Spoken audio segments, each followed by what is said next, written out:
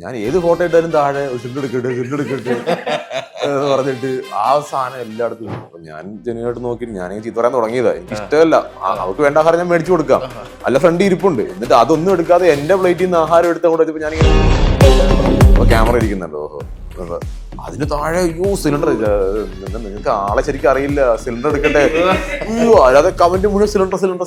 പിന്നെ ഞങ്ങൾ cylinder sorry ഈ മാർക്കോടെ തിയേറ്റർ ഡയലോഗ് പറയാനല്ല ആ ഇമോഷൻ ഓൾറെഡി ഇതൊക്കെ പിടിച്ച് നിൽക്കുന്ന സമയത്ത് നീ ചേട്ടൻ പെട്ടെന്ന് എന്നൊക്കെ പറഞ്ഞിട്ട് അങ്ങനെ നമ്മൾ ചിരിപ്പിക്കും. അപ്പൊ ആ സമയത്ത് നമ്മൾ പെട്ടെന്ന് നമ്മുടെ കയ്യിൽ നിന്ന് ഇങ്ങനെ പോകും, അത്രേ ഉള്ളൂ. അതല്ലാണ്ട് അങ്ങനെ വലിയ ബുദ്ധിമുട്ടിയിട്ട് അച്ഛൻ്റെ ആ ഗേറ്റൊക്കെ ചോട്ടി പൊളിക്കുന്നോ അതെനിക്ക് അന്നൊന്നും BGM ഇല്ല, ഒന്നുമില്ലാതെ ഒരു പ്രായമായ ഒരാൾ ബട്ടൺസ് കഴിച്ചിട്ട് മുടിയൊക്കെ കഷണ്ടി ഒരാൾ നടന്ന് ഗേറ്റും പറഞ്ഞു വന്നിട്ട് പറയുന്ന മാസം. സൂര്യ സാറ് ഓരോ ടേക്കിലും ഡയലോഗ് പറയുന്ന പോലും വേറെ പോലെ മാറ്റി മാറ്റി പറഞ്ഞുകൊണ്ടിരിക്കും. അത് ഓരോ പ്രാവശ്യം ഇംപ്രവൈസ് ചെയ്യും. അപ്പൊ അത് എനിക്കൊരു ഞാൻ ആദ്യമായിട്ടാണ് അങ്ങനെ ഒരു ആക്ടർ ഓരോ ടേക്കിലും ഓരോ പോലെ പെർഫോം ചെയ്യുന്നത് കാണുന്നത്. ഞാൻ ബദ്ലഹേമില അഭിനയിച്ചോണ്ടിരുന്ന ബദ്ലഹേം കുടുംബ വീട്ടിലാണ്. ഡയലോഗ് പറയാൻ വേണ്ടി ഞാൻ ഇങ്ങനെ വന്ന് ഡയലോഗ് പറയുവാൻ ഞാൻ ഇവിടെ നിവിൻചേട്ടൻ ഇങ്ങനെ എന്നെ നോക്കണ്ടേ, നിവിൻചേട്ടൻ ഇങ്ങനെ തിരിഞ്ഞു നിൽക്കുക ബാക്കിലേക്ക് ചിരിച്ചോണ്ട്. അപ്പോ അങ്ങനത്തെ കുറെ പരിപാടികൾ ഏറ്റവും കൂടുതൽ മാത്യു പറഞ്ഞുകൊണ്ടാണ്. ഇപ്പൊ നിവിൻചേട്ടനോട് തുടങ്ങി കുറച്ച് ദിവസമായിട്ടുള്ളൂ. ഇപ്പൊ തന്നെ എല്ലാ ദിവസവും ഞങ്ങൾ ഒരു റൗണ്ട് എന്തെങ്കിലും ചിരി കാരണം ഒരു 5 മിനിറ്റ് ബ്രേക്ക് എടുക്കും. അല്ല വീഡിയോ കോളൊക്കെ ചെയ്യില്ല എന്തെങ്കിലുമൊക്കെ എനിക്ക് ഇന്നത്തെ സംശയങ്ങളൊക്കെ വരുമ്പോൾ കട്ട് ഡയലോഗ് വരുമ്പോൾ അച്ഛൻ വീഡിയോ കോൾ അച്ഛൻ ഇതെങ്ങനെ പറഞ്ഞു തരും. എല്ലാ ക്യാരക്ടർ ഇപ്പോൾ സംഗീതനെ തന്നെ കണ്ടാൽ ഇതുവരെ നമ്മൾ കണ്ടിട്ടുള്ള സംഗീതയല്ല, വളരെ സീരിയസ് ആയിട്ടുള്ള ഒരു ക്യാരക്ടറാണ്. അപ്പോൾ എല്ലാവരുടെയും ക്യാരക്ടേഴ്സും ഭയങ്കര സീരിയസ് ആയിട്ടുള്ള ഇന്റൻസ് ആയിട്ടുള്ള ക്യാരക്ടേഴ്സ് ആണ്. അപ്പൊ ഞാൻ ഇറങ്ങിപ്പോയപ്പോഴത്തേക്ക് ഡോറിന്റെ അവിടെ ഒരാൾ ഇങ്ങനെ എന്നെ ഞാനിങ്ങനെ എന്താണ് ഇങ്ങനെ അതൊരു എന്താണിങ്ങനെ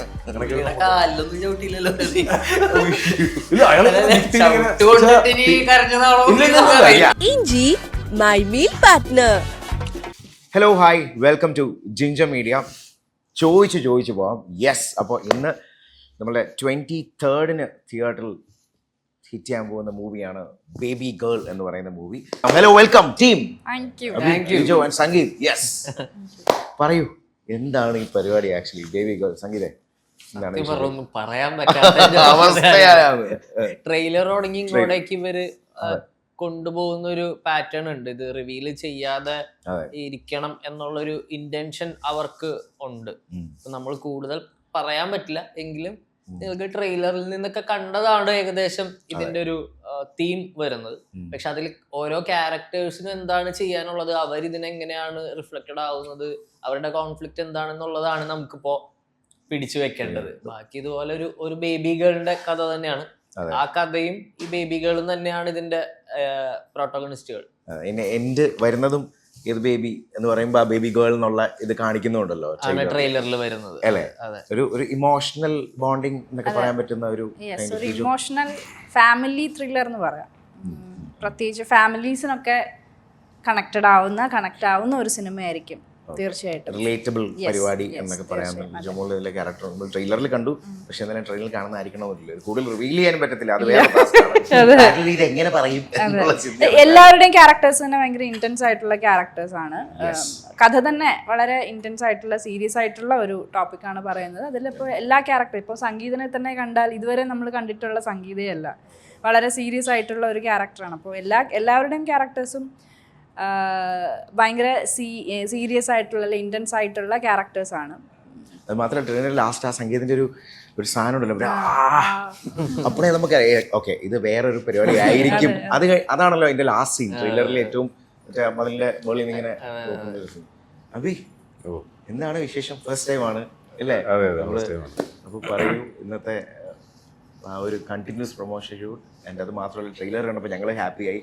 ഒരു പെർഫെക്റ്റ് പോലീസ് ഓഫീസർ എന്നൊക്കെ പറയുന്ന ഒരു പരിപാടി. Yes, how do you enjoyed it എന്ന് ചോദിച്ചു കഴിഞ്ഞാൽ? ഒരു പോലീസ് ഓഫീസർ ആകുമെന്ന് പറഞ്ഞൊരു ആഗ്രഹമായിരുന്നു. അതെ, അത് ഇതിലൂടെ സാധിച്ചു കിട്ടി. മാർക്ക് കഴിഞ്ഞിട്ടുള്ള ഇമ്മീഡിയറ്റ് മൂവി അല്ല, എന്നാലും 2-3 കഴിഞ്ഞിട്ടാണ് ഇത് ചെയ്തത്. അതെ, അത് വലിയ എക്സ്പീരിയൻസ് തന്നെയായിരുന്നു. കാരണം ഞാൻ മനസ്സിൽ നമ്മൾ ചോദിക്കുന്ന പോലീസ് സാധനം ഉണ്ടല്ലോ, ടഫ് ഗൈ, ആ ഒരു സാധനമല്ല. ബാക്കി വരുമ്പോൾ കാണാൻ തേക്കുന്നുണ്ട്. ഇത് ആക്ച്വലി മൈൻഡിലൊരു ആഗ്രഹം ഉണ്ടായിരുന്നില്ലേ ഈ characters I mean police character I want to do എന്നുള്ളൊരു പരിപാടി എപ്പോഴും മൈൻഡിലുള്ള ഒരു സാധനമായിരുന്നു. അതെ, എനിക്ക് തോന്നുന്നു ഫസ്റ്റ് പടം മാർക്ക് കഴിഞ്ഞപ്പോൾ ഇന്റർവ്യൂ അത് ഞാൻ പറഞ്ഞു, എനിക്ക് ഏറ്റവും കൂടുതൽ ചെയ്യാൻ ആഗ്രഹം ഒരു പോലീസ് കഥാപാത്രമാണ് എന്ന് പറഞ്ഞ് എനിക്ക് ഒരു 1 or 2 days കഴിഞ്ഞപ്പോഴത്തേക്ക് എനിക്ക് ഇത് കിട്ടി. എന്നെ ചേട്ടൻ വിളിക്കുന്നു, അടിപൊളി ഇങ്ങനെ സംഭവം ഉണ്ടെന്നുള്ളത്. പക്ഷെ അന്നേരം എനിക്ക് അറിയുന്നില്ല, പോലീസ് ഒന്നും അറിയുന്നില്ല. പിന്നെ അരുൺ ചേട്ടൻ സ്റ്റോറി പറയുമ്പോഴാണ് തെറ്റാണല്ലോ എന്ന് പറഞ്ഞ് ഞാൻ അറിയുന്നത്. ഓക്കേ, വേറൊരു ആഗ്രഹം കൂടെ ഉണ്ടായിരുന്നു ശരിക്കും. എനിക്കൊന്ന് ലാസ്റ്റ് എനിക്ക് മാർക്കോ ടൈം അത് കഴിഞ്ഞപ്പോൾ എപ്പോഴോ സംസാരിച്ചപ്പോൾ എന്നോട് പറഞ്ഞിട്ടൊരു കാര്യമുണ്ട്. ഗോഡ് ഫാദറിലെ ചെയ്ത ക്യാരക്ടർ ചെയ്ത ഒരു ക്യാരക്ടർ ഒന്ന് കിട്ടുകയായിരുന്നെങ്കിൽ ഇപ്പോൾ ആണെങ്കിൽ. അങ്ങനല്ല, ഗോഡ് ഫാദറിൽ അവർ ചെയ്ത ക്യാരക്ടേഴ്സിന്റെ ഒരു ചൈൽഡ്ഹുഡ് റിക്രിയേറ്റ് ചെയ്യണമെന്ന്, അവരുടെ എല്ലാവരുടെ ഒരു ബാക്ക് സ്റ്റോറി പോലെ സാധനം ചെയ്യണമെന്ന്.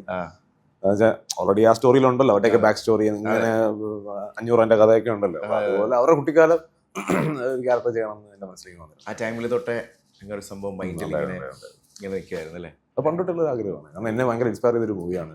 ഞാൻ ആ ചേച്ചന്റെ ആ ഗേറ്റ് ഒക്കെ ചവിട്ടി പൊളിക്കുന്ന അത് എനിക്ക് അന്നൊന്നും BGM ഇല്ല, സത്യം ഒന്നുമില്ലാതെ ഒരു പ്രായമായ ഒരാൾ ബട്ടൺസ് കഴിച്ചിട്ട് മുടിയൊക്കെ കഷണ്ടി ഒരാൾ നടന്ന് ഗേറ്റും പറഞ്ഞു വന്നിട്ട് പറയുന്ന മാസ്. ഇത്ര സ്ട്രോങ് സപ്പോർട്ടുള്ള BGM പരിപാടികളൊന്നുമില്ല. റിയൽ ആൻഡ് മറ്റേ റോ പരിപാടിയിൽ അത് ആൾക്കാരെ വാവ് ഫാക്ടർ അടിക്കാൻ വലിയൊരു കാര്യം. തീർച്ചയായും ഇപ്പൊ ഇഷ്ടംപോലെ എഫക്ട്സും BGM ഇതൊക്കെ ഇപ്പൊ ചെയ്യാം. അതുപോലെ സംഗീതം ഇപ്പം ഹൃദയപൂർവ്വം എന്ന് പറഞ്ഞ മൂവി ഉണ്ടല്ലോ, ആ മൂവി കണ്ടിട്ട് പല ആൾക്കാരും ഈവൻ നിങ്ങളുടെ സീനിൻ്റെ വീഡിയോയ്ക്കൊക്കെ സംഗീതം കണ്ടിട്ടുണ്ടാവും.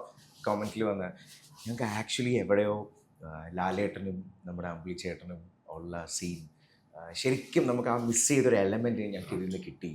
ഭയങ്കര ഹാപ്പി ആയിട്ടാണ് അവർ, അതായത് വെരി ഓവർവെൽമിങ് ആയിട്ടാണ് ആ മെസ്സേജ് അയക്കുന്നത്. അല്ലെങ്കിൽ ആ കമൻറ്റ് കാണുമ്പോഴും അതിനു മുമ്പ് നമുക്ക് ഫീൽ ചെയ്തൊരു കാര്യമാണ്. അങ്ങനെ ഒരു കമൻറ്റ് ഒരുപാട് കിട്ടിയിട്ടുണ്ടാവും അല്ല? അതിനെപ്പറ്റി ഇപ്പോൾ ഈ ഒരു ടൈമിൽ അത് പറയണമെന്നുണ്ടെങ്കിൽ എന്താണ്? ഭയങ്കര ബ്ലെസ്ഡ് ആയിട്ടാണ് ആ സമയത്ത് ഫീൽ ചെയ്തത്. കാരണം നമ്മൾ ഇവിടേക്ക് വരുമ്പോൾ നമ്മളുടെ തന്നെ സ്പേസ് എന്താവും എന്നറിയാതെ, സംഗീത് തന്നെ ഇവിടെ എക്സിസ്റ്റ് ചെയ്യുമോ എന്നറിയാതെയാണ് ഇവിടെ വരുന്നത്. അപ്പോൾ ലെജൻഡറി ആയിട്ടുള്ള ഒരു 2-3 നമ്മളുടെ കുട്ടിക്കാലം ഡിഫൈൻ ചെയ്തിട്ടുള്ള ആക്ടേഴ്സാണ്. ഞാൻ പണ്ട് തുടങ്ങിയ കോമഡി സിനിമകളാണ് കൂടുതൽ കണ്ടിട്ടുള്ളത്. അപ്പോൾ നമ്മളുടെ ചൈൽഡ്ഹുഡിനെ മുമ്പോട്ട് കൊണ്ടുപോയിട്ടുള്ള ആളുകളെ വെച്ചിട്ട് കമ്പയർ ചെയ്യപ്പെടുക എന്ന് പറയുമ്പോൾ അതൊരു കോൺഫിഡൻസിനേക്കാളും ഒക്കെ ഭയങ്കര ബ്ലെസ്ഡ് ഫീലിംഗ് ആണ്, ഭയങ്കര സന്തോഷമാണ്. യെസ്. അപ്പോൾ ഇതിൽ ഈ പറയുന്ന ഞങ്ങൾ ട്രെയിലർ കണ്ടപ്പോൾ ഒരു സെൻസിറ്റീവ് ക്യാരക്ടർ, ഇപ്പോൾ ലിജോമോൾ ആണെങ്കിലും ഇപ്പം നമ്മൾ മലയാളി ഓഡിയൻസ് നോക്കുമ്പോൾ നമ്മുടെ വീട്ടിലെ തന്നെ പുറത്തൊരു ആൾ, ഇത് വളരെ ഇപ്പം നാച്ചുറൽ ഒരു ആക്ടർ എന്ന് തീർച്ചയായിട്ടും പറയാൻ പറ്റുന്ന ഒരു വ്യക്തി. ഈവൻ ക്യാരക്ടേഴ്സ് കിട്ടുന്നതാണെങ്കിലും അത്. അപ്പോൾ ഈ മൂവിയിൽ ആക്ച്വലി ഇപ്പം നേരത്തെ പറഞ്ഞല്ലോ ലിജോമോൾ സംഗീത് മറ്റേ ഇപ്പം കാണുന്ന റോൾ പോലെയല്ല, ഇതിൽ വേറൊരു പരിപാടിയാണ് എന്ന് പറഞ്ഞില്ലേ? അപ്പോൾ അങ്ങനെ നോക്കുമ്പോൾ ലിജോമോൾ എൻ്റെതും ഇൻറ്റൻസ് ക്യാരക്ടറാണ്, പെർഫോം ചെയ്യാൻ സ്പേസ് ഉള്ള ഒരു ക്യാരക്ടറാണ്. അതിൽ കൂടുതൽ ഇപ്പം എന്താ പറയാൻ പറ്റുമെന്ന് അറിയില്ല. എന്തായാലും നമ്മൾ മുമ്പ് കണ്ടിട്ടുള്ള ക്യാരക്ടർ പോലെ ആയിരിക്കില്ല, ആ ഇന്റൻസിറ്റി പലതായിരിക്കും, പക്ഷെ ക്യാരക്ടർ ഭയങ്കര പുതിയതാണ്. തീർച്ചയായിട്ടും അതെ. ഇപ്പം നമുക്ക് ഇപ്പം നേരത്തെ പറഞ്ഞ പോലെ തന്നെ വലിയ വലിയ ആക്ടേഴ്സിൻ്റെ കൂടെ നമ്മൾ പണ്ട് കണ്ടിരുന്ന ആക്ടേഴ്സിൻ്റെ കൂടെ ആക്ട് ചെയ്യാന്ന് ഇറ്റ്സ് എ വാവ് തിങ്. അപ്പം അങ്ങനെ നോക്കുമ്പോൾ ജെയ്മി ആണെങ്കിലും സൂര്യയുടെ കൂടെ ആക്ട് ചെയ്യുമ്പോൾ എനിക്കൊന്ന് ഏറ്റവും കൂടുതൽ മാജിക് ഫീൽ ചെയ്തത് സൂര്യ എന്ന ആക്ടറിൻ്റെ ഒരു ഡബ്ബിങ് പരിപാടിയിലാണെന്ന് ലിജോ പറഞ്ഞിട്ടുണ്ട്.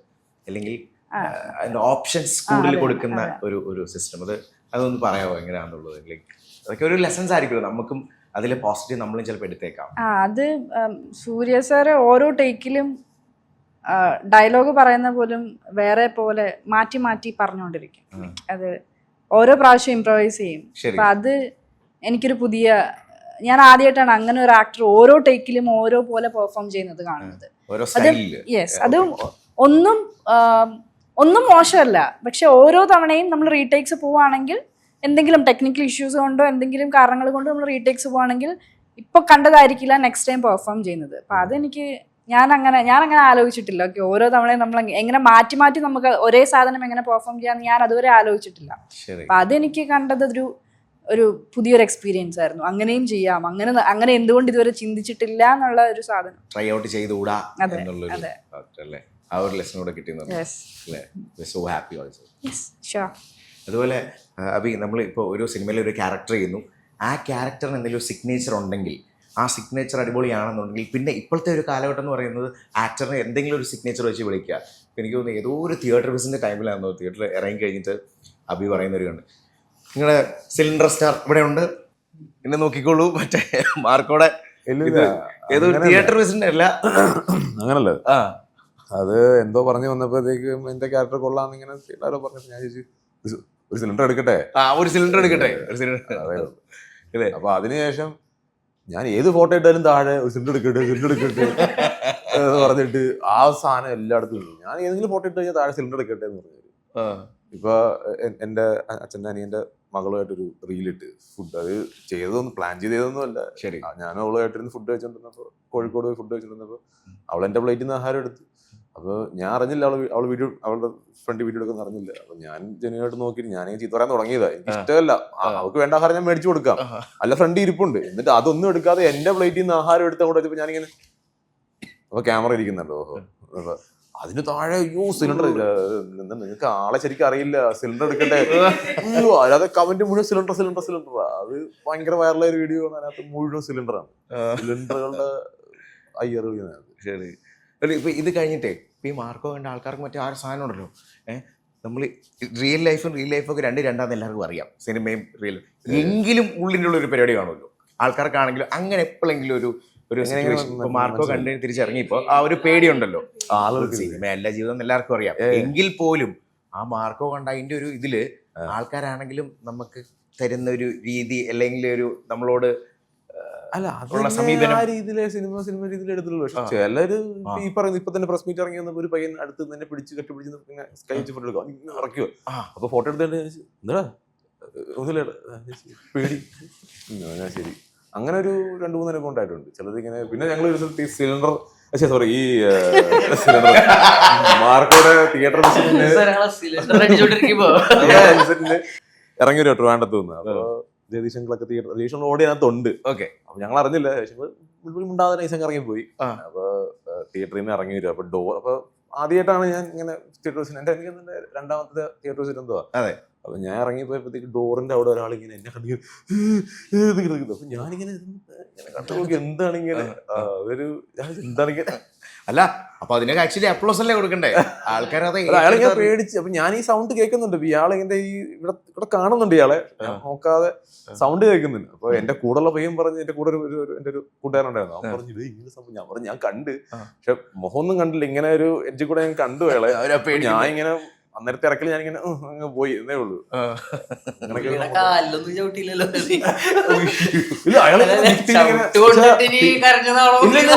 അറിയാതെ അല്ല, അങ്ങനല്ല. ഈ സാധനം തിയേറ്ററിന്റെ എക്സിറ്റ് ഡോർ ഉണ്ടല്ലോ, അതിൽ പിടിച്ച് ഇങ്ങനെ ഇരിക്കുവാണ്, പേടിച്ച് വിറച്ച് മറ്റേത് പേടിച്ചിരിക്കുക. ഇപ്പൊ തിയേറ്ററിലില്ലാന്ന്, തിയേറ്ററിന് ഫ്രണ്ടില് ഷമിച്ചേട്ടൻ ഉണ്ടായിരുന്നു, അഭി ഉണ്ടായിരുന്നു.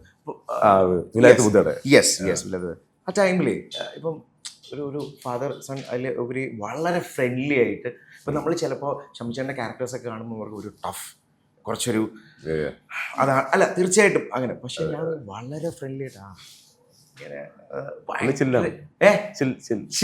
ആക്ച്വലി അങ്ങനെ തന്നെയാണോ ഷമിച്ചേട്ടൻ? കാരണം യൂഷ്വലി ഇപ്പൊ ക്യാരക്ടേഴ്സിലൂടെയും അല്ലെങ്കിലൊക്കെ ചിലപ്പോൾ ആൾക്കാർക്ക് കുറച്ചൊരു ടഫ് ഗൈ.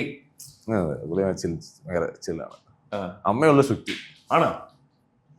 അമ്മ ഭയങ്കര സ്ട്രിക്റ്റ് ആണ്. അച്ഛൻ അതൊരു മൂലയ്ക്ക് വായിച്ചോണ്ടിരിക്കും, കമ്പ്യൂട്ടറിലും ചെയ്തോണ്ടിരിക്കും, അതൊക്കെ തന്നെയുള്ളൂ. വീഡിയോ കോളൊക്കെ ചെയ്യില്ലേ?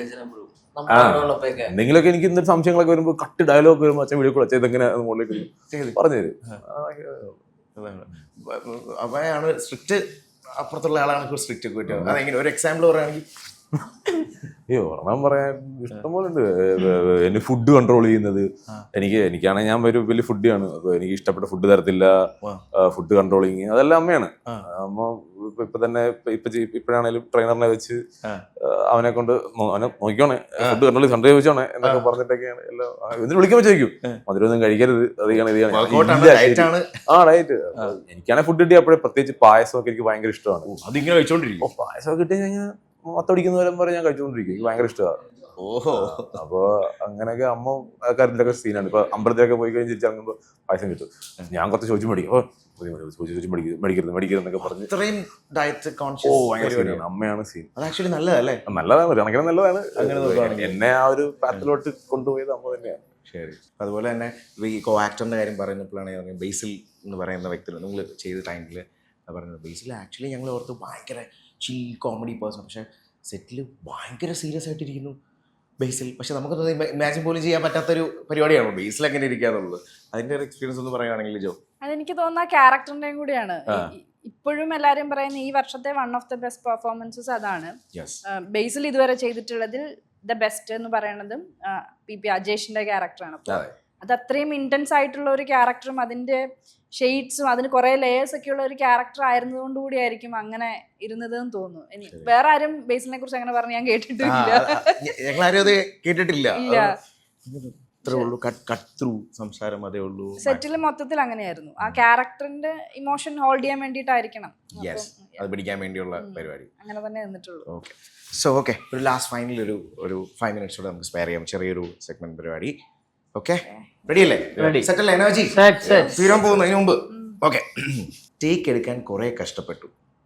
അതിൻ്റെ റീസൺ ചിരിച്ച് ടേക്ക് എടുക്കാൻ പറ്റാതായിട്ടുണ്ട്. അങ്ങനൊരു സംഭവമുണ്ട്. അതിപ്പോൾ എന്തും ആയിക്കോട്ടെ, ചിലപ്പോൾ ഓപ്പോസിറ്റ് എന്നൊരു കോ ആക്ടർ ആവണമെന്നില്ല, വേറെ എന്തെങ്കിലും സംഭവം അവിടെ നടന്നതാവാം. പക്ഷെ അത് ഒന്ന് കൺട്രോൾ ചെയ്ത് കുറേ കഴിഞ്ഞിട്ടാണ് എടുക്കാൻ പറ്റിയത്. സംഗീത, ഞാൻ ഏറ്റവും കൂടുതൽ എക്സ്പീരിയൻസ് ഉണ്ടായിട്ടുള്ള മാത്യു ആയിട്ടാണ്. ഞങ്ങൾ ബ്രൊമാൻസിൽ മാത്യു അച്ചുവേട്ടൻ അർജുൻ ചേട്ടനുമായിട്ടായിരുന്നു ഏറ്റവും കൂടുതൽ അങ്ങനത്തെ ഒരു കോൺഫ്ലിക്റ്റ് നേരിടേണ്ടി വന്നിട്ടുള്ളത്. ചിരി എനിക്ക് അങ്ങനെ വലിയ ചിരി പ്രശ്നമില്ല, ഇതുങ്ങൾ രണ്ടും ഒരു രക്ഷയില്ല. എന്തെങ്കിലും ചിരി തുടങ്ങിക്കഴിഞ്ഞാൽ പിന്നെ അവസാനം ഡയറക്ടർ ദേഷ്യപ്പെടും. അപ്പോഴൊക്കെ ആയിരിക്കും ഒന്ന് സീരിയസ് ആവുന്നത്.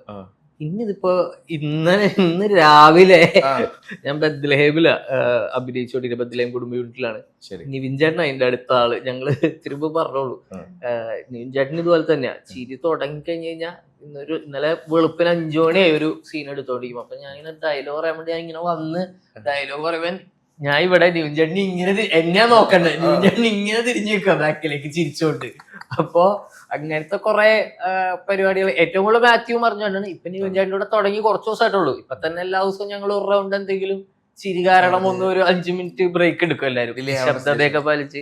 പെട്ടെന്ന് എല്ലാവരും സീരിയസ് ആവും എന്തിനാണെന്ന് അറിയാതെ. അതാണ് അനുഭവം. എനിക്ക് അങ്ങനെ ചിരിച്ച് ടേക്ക് എടുക്കാൻ പറ്റാത്ത സിറ്റുവേഷൻ ഉണ്ടായിട്ടില്ല. ഈ പറഞ്ഞ പോലെ നിവിൻ ചേട്ടന്റെ കൂടെ ഇപ്പം ബേബികൾ ചെയ്യുന്ന സമയത്ത് ടേക്ക് എടുക്കാൻ നിൽക്കുമ്പോൾ നിവിൻ ചേട്ടൻ പെട്ടെന്ന് ഇങ്ങനെ നമ്മൾ സീരിയസ് ആയിട്ട് എന്തെങ്കിലും ഒരു ടേക്കിന് ഒരു ഡയലോഗ് പറയാനല്ല ആ ഇമോഷൻ ഹോൾഡ് ചെയ്തൊക്കെ പിടിച്ച് നിൽക്കുന്ന സമയത്ത് നിവിൻ ചേട്ടൻ പെട്ടെന്ന് എന്നൊക്കെ പറഞ്ഞിട്ട് അങ്ങനെ നമ്മൾ ചിരിപ്പിക്കും. അപ്പൊ ആ സമയത്ത് നമ്മൾ പെട്ടെന്ന് നമ്മുടെ കയ്യിൽ നിന്ന് ഇങ്ങനെ ഒന്ന് പോകും, അത്രേ ഉള്ളൂ. അതല്ലാണ്ട് അങ്ങനെ വലിയ ബുദ്ധിമുട്ടിയിട്ടില്ല. അത്രേ ഉള്ളൂ. അഭിക്കാണെങ്കിലോ ഉണ്ടായിട്ടുണ്ട്. പിന്നെ ഇപ്പൊ ഏറ്റവും കൂടുതൽ ഞാൻ ഇത് ചെയ്യുന്നത്, ഇപ്പൊ ഞാനൊരു മൂവിയിൽ വർക്ക് ചെയ്യുന്നത് മറ്റേ സമ്പത്ത് രാജ് സാറിന്റെ കൂടെയാണ്. ശരി, പുള്ളി ഇതുപോലെയാണ്. പുള്ളി ഇപ്പൊ ലോങ് ഷോട്ടൊക്കെ എടുക്കുമ്പോഴത്തേക്ക് പുള്ളി അവിടെ നിന്ന് ചീത്തവിളിയല്ല, പിന്നെ എന്തെങ്കിലും കോമഡി ഒരു സംഭവത്തിൽ എന്തെങ്കിലുമൊക്കെ പറഞ്ഞ് നമ്മളവിടെ നിന്ന് ചെയ്യായിരിക്കും. പുള്ളി അവിടെ നിന്ന് നല്ല ഇങ്ങനെ എന്തെങ്കിലും കോമഡി സാധനമൊക്കെ അങ്ങോട്ട് പറഞ്ഞ് ചിരിപ്പിക്കും. ഞാനവിടെ ഇങ്ങനെ എന്തെങ്കിലും ചെയ്യുമ്പോൾ ഓടുക ചെയ്യുമ്പോഴത്തേക്ക് മുഖത്ത് ആ ഒരു പേടിയോ അല്ലെങ്കിൽ സ്ട്രഗിൾ വരുമ്പോഴത്തേക്ക് പുള്ളി അവിടെ ചിരിക്കും. ഞങ്ങളെല്ലാം ചിരിക്കും. ഇങ്ങനെ മാത്രം മുഖത്ത് കറക്റ്റായിട്ട് സാധനം വരും. ഞങ്ങളവിടെ ചിരിയോട് ചിരിക്കുക. അത് കൺട്രോൾ ചെയ്യാൻ പറ്റാത്ത ടൈപ്പ്. പുള്ളി കയ്യിൽ നിന്ന് കിടിലായിട്ട് ചിരിപ്പിച്ച് പണ്ടവിടെ കളയും. അടിപൊളി. ശരി, ആ ഒരു സീൻ 1 time കൂടെ ആക്ട് ചെയ്യാൻ സാധിച്ചിരുന്നെങ്കിൽ, അല്ലെങ്കിൽ അത് 2 പേര് തമ്മിലുള്ളൊരു സീനാണെന്ന് വെച്ചു, ആ ഒരു ആക്ടറുടെ കൂടെ നിന്ന് ആക്ട് ചെയ്യാൻ പറ്റിയിരുന്നെങ്കിൽ എന്ന് തോന്നുന്നൊരു സീൻ ഉണ്ടെങ്കിൽ ഏതായിരിക്കും? പണ്ടത്തെ സിനിമകളായിരിക്കാം. 2 ആക്ടേഴ്സ് ഉണ്ട് അതിൽ. അഭി, മമ്മൂക്ക ഏത് മൂവി ആയിരിക്കും? ഏകദേശം ഏതുമില്ല, എല്ലാ മൂവിയിലും നമുക്കുള്ള പിന്നെ എൻ്റെ അച്ഛൻ്റെ കൂടെ നിൽക്കണം ആഗ്രഹം. ഓഫ് കോഴ്സ് ഇത് രണ്ടുമാണ് അൾട്ടിമേറ്റ്. ശരി, വിജയ്ക്കാണെങ്കിലോ അങ്ങനെ പെർട്ടിക്കുലർ സീൻ എടുത്താണെന്നുണ്ടെങ്കിലോ? അങ്ങനെ ഒരു സീൻ ഇല്ല, ഞാൻ അങ്ങനെ ഒന്നും ആലോചിച്ചിട്ടില്ല. ഏതെങ്കിലും ഒരാളുടെ കൂടെ, ഒരു ആക്ടറിന്റെ കൂടെ ചെയ്യാൻ പറ്റിയിരുന്നെങ്കിൽ എന്നില്ല. ലൈക്ക് പഴയ മൂവീസ് അങ്ങനെ ഇല്ല. ഏതെങ്കിലും പെർട്ടിക്കുലർ സീനിൽ ഈ സീനിൽ ഞാനായിരുന്നെങ്കിൽ അങ്ങനെ അങ്ങനെ ആഗ്രഹിക്കാറേ ഇല്ല. അതാ ഞാൻ പറഞ്ഞത്, അങ്ങനെ ഇമാജിൻ ചെയ്യാറേ ഇല്ല. പണ്ടും ആലോചിച്ചിട്ടേ ഇല്ല. അടിപൊളി. സംഗീതമാണല്ലോ. ഞാനും ഇപ്പൊ പറഞ്ഞപ്പോ പ്രഷറായി. അവിടെ നിന്ന് ഇവിടെ വരെ എത്തുന്ന സമയത്ത് പറ്റിയൊരു നല്ല സീൻ എടുത്ത് ഇറക്കാം എന്ന് വിചാരിച്ചിരിക്കാറ്. ഇതുവരെ അങ്ങനെ ആലോചിച്ചിട്ടില്ല. പിന്നെ നമ്മളെല്ലാം ഭയങ്കര നമ്മളെ കൊതിപ്പിച്ചിട്ടുള്ള ആക്ടേഴ്സ് ആണ് ഇവിടെ. മലയാളം തുടങ്ങി എനിക്ക് ഇർഫാൻ ഖാന്റെ കൂടെ അതും അഭിനയം ആ സമയത്ത് ആഗ്രഹമൊന്നുണ്ട്, അതിൽ വർക്ക് ചെയ്യണമെന്നായിരുന്നു. ഇപ്പൊ ഞാൻ നമ്മുടെ ലേണിങ്ങിന്റെ ഭാഗമായിട്ടൊക്കെ കാണുമ്പോൾ പുള്ളിയുടെ കൂടെ ഒക്കെ സ്ക്രീൻ ഷെയർ ചെയ്യാൻ പറ്റിയിരുന്നെങ്കിൽ ഇന്ന് ഭയങ്കര ആഗ്രഹമുണ്ട്. അപ്പൊ അതൊക്കെയാണ് അതിനി നടക്കില്ല എന്നറിയാവുന്നതുകൊണ്ടാണ് എടുത്തു പറഞ്ഞത്. അതുപോലത്തെ നമ്മളുടെ ലെജൻഡറി ആയിട്ടുള്ള പല ആക്ടേഴ്സിന്റെയും കൂടെ ഇനി പറ്റില്ല എന്ന് പറയുന്നവരുടെ കൂടെ ഇപ്പൊ കാണുമ്പോ ഇപ്പൊ നമ്മളെ ആക്ടിങ് കുറച്ചും കൂടി നമ്മളെ ഇൻഫ്ലുവൻസ് ചെയ്യാൻ തുടങ്ങി, നമുക്ക് പാഷനേറ്റ് ആയി തുടങ്ങി. അപ്പൊ ഇത് മിസ് ചെയ്യാൻ തുടങ്ങി. അയ്യോ ഇതിനി പറ്റില്ലല്ലോ എന്നുള്ള സാധനങ്ങള് മൈൻഡിൽ കയറാൻ തുടങ്ങി. യെസ്, അപ്പോൾ ഇതൊരു ടോട്ടലി ഒരു വലിയ ക്രൂ തന്നെയാണ്. ഇപ്പോൾ നിലവിൽ നിങ്ങൾ 3 പേരാണുള്ളത്. സോ 23-ാം തീയതി ഒരു ഗംഭീര പടമാവട്ടെ. ബേബി ഗേൾ എല്ലാവർക്കും ഇഷ്ടപ്പെടുന്ന, റിലീറ്റ് ചെയ്യാൻ പറ്റുന്ന ഒരു ഇൻറ്റൻസീവ് ക്യാരക്ടേഴ്സൊക്കെ ഉള്ള, ഇമോഷണൽ ബോണ്ടൊക്കെ ഉള്ള ഒരു പടം. Yes, right. അതുപോലെ തന്നെ ആവട്ടെ. അടിച്ചു പൊളിക്ക്. All the very best. Thank you. Yes, thank you. ഇഞ്ചി മൈ മീൽ പാർട്ട്ണർ.